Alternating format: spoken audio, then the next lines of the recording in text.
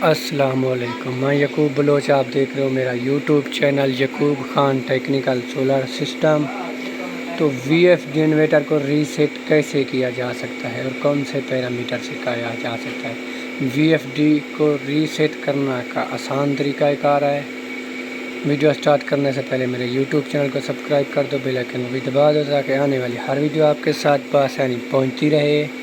VFD install करना सीखे।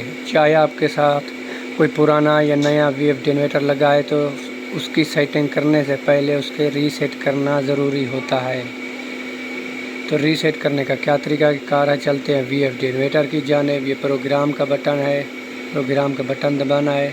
इस तरह का फेस आपके सामने ओपन हो जाएगा। वीएफडी इन्वर्टर को रीसेट करने के लिए आपने P0 में जाना है। इस तरह का फेस है आपके सामने, आपने जाना है P0 में, फिर करना है डेटा इंटर। तो ये P0.00 आपके सामने ओपन हो गया। तो फिर आपने जाना है P017 में, ये 17 आ गया। फिर करना है आपने डेटा इंटर। तो ये 0 है, 0 को जैसे ही 1 करके डेटा इंटर करोगे ये आपका वीएफडी इन्वर्टर रीसेट हो जाएगा, इंस्टॉल हो जाएगा, न्यू सेटिंग में आ जाएगा।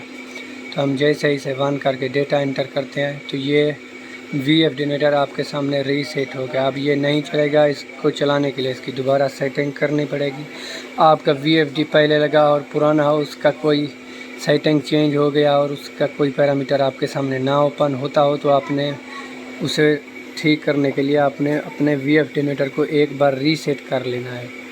आपके सामने मैं ये दोबारा आपको सिखा रहा हूँ रीसेट करना। P0 में जाना है, फिर करना है डेटा इंटर। ये इस तरह का फेस आ गया। फिर आपने जाना है P017 में, ये देख रहे हो P017 आ गया। फिर आपने करना है डेटा इंटर। तो ये 0 है, 0 को 1 करना है, फिर करना है डेटा इंटर। तो ये वीएफडी इन्वर्टर आपके सामने रीसेट हो गया। वीडियो अच्छी लगे तो मेरा यूट्यूब चैनल को सब्सक्राइब कर दो ताकि आने वाली हर वीडियो आपके साथ बआसानी मिलती रहे। मिलते हैं ऐसी अगली नेक्स्ट वीडियो के साथ। खुदा हाफिज़।